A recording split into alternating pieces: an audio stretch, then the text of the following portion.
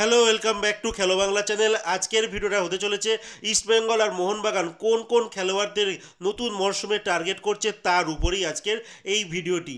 সামনে মরশুম শেষ হতে চলেছে, প্রায় 1.5 মাস বা 2 মাস মতো আর বাকি রয়েছে। তারপরেই কিন্তু নতুন মরশুমের জন্য সব টিমগুলো নতুন নতুন খেলোয়াড়কে সাইন করবার জন্য ঝাঁপিয়ে পড়বে। আর সেই দিক থেকে মোহনবাগান ইস্টবেঙ্গল তো চুপ করে থাকবে না, বড় ক্লাব ভারতবর্ষের। আর সেই নিরিখে আজকে বলবো যে মোহনবাগান টিম কাদের টার্গেট করছে আর ইস্টবেঙ্গল কাদের টার্গেট করছে, তো সেটাই জানাবো এই ভিডিওতে। তার আগে প্রতিদিনের মতো বলবো, খেলার আপডেট খবর পাওয়ার জন্য আমাদের চ্যানেলটিকে সাবস্ক্রাইব করতে একদম ভুলো না। তো চলো শুরু করা যাক আজকের প্রথম খবরটি বলছি এই ব্রাইসন ফার্নান্ডেজের কথা। এই ব্রাইসন ফার্নান্ডেজ এবছর মোটামুটি এফসি গোয়ার কথা যদি বলি, তো তাদের একটা অন্যতম আবিষ্কার, যেই খেলোয়াড়টি গোল নিজে করেছে আর টিমের সতীর্থদের দিয়ে গোল করিয়েছেন।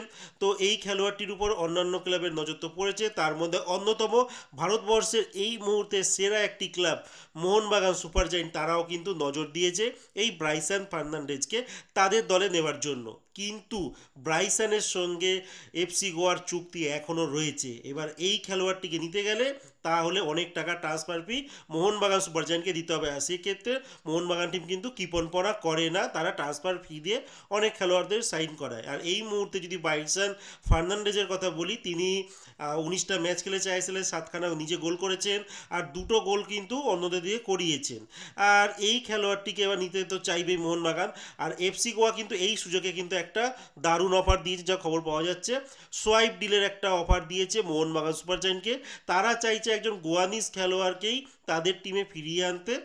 আর সেই খেলোয়াড়টি চাইছে নাকি তার মানে গোয়াতে ফিরে যেতে, যেহেতু তিনি গোয়ার খেলোয়াড় আর উইং পজিশনে কিন্তু খেলে, এমন একটা মানে শোনা যাচ্ছে। সম্ভবত হতে পারে লিস্টন কোলাসো, বাট আমি শিওর নই, এমন একটা ইঙ্গিত পাওয়া যাচ্ছে। এবার দেখার বিষয় কোন খেলোয়াড়টাকা কথা তারা বলছে। আর মোহনবাগান এই বিষয়টিতে তারা কতটা এগ্রি হবে সেইটাও কিন্তু ভাববার বিষয়, কারণ মোহনবাগান টিম কিন্তু লিস্টনকে ছাড়বে না।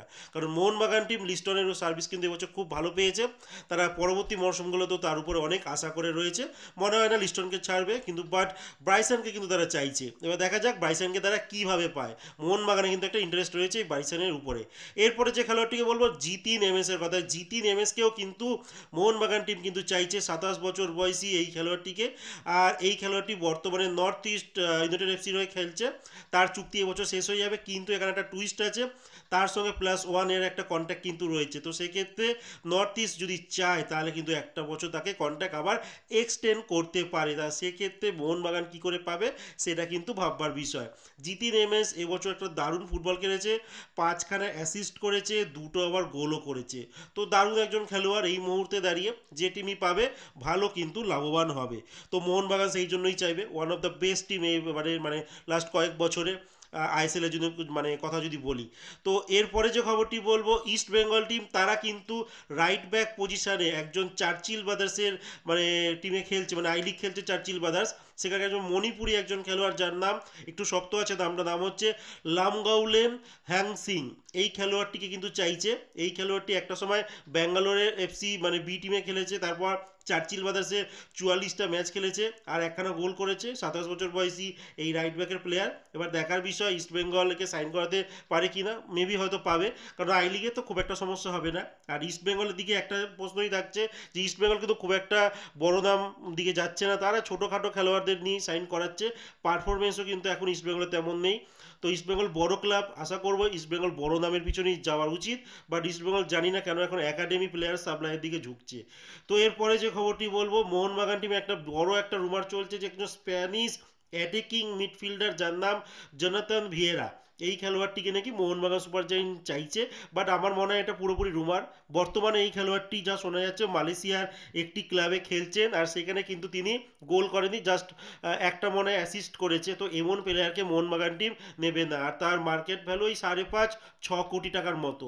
তো মোহনবাগান টিম আমার মনে হয় না এমন টাইপের প্লেয়ার নেবে। তারা যদি নেয় ভালো প্লেয়ারই নেবে, কারণ গ্রেগ স্টুয়ার্ট হয়তো নেক্সট সিজনে থাকবে না মোহনবাগানে, তার জায়গায় তার মাপেরই কিন্তু খেলোয়াড় নেবে বা তার থেকে বেটার খেলোয়াড়ই নেবে, কোনো তার থেকে নিম্নমানের খেলোয়াড় কিন্তু নেবে না যা মনে হয়। তো সেটা দেখার বিষয়। আমার মনে হয় জোনাথন ভিয়েরার ব্যাপারটা মনে হচ্ছে পুরোটাই রুমার। তো যাই হোক, আজকের মতো খেলার খবর এতটুকুই। ভালো থেকো, সুস্থ থেকো। আবার নতুন কোনো আপডেট এলে তোমাদের নতুন ভিডিওতে আবার তোমাদের জানিয়ে দেবো। Tata, bye bye.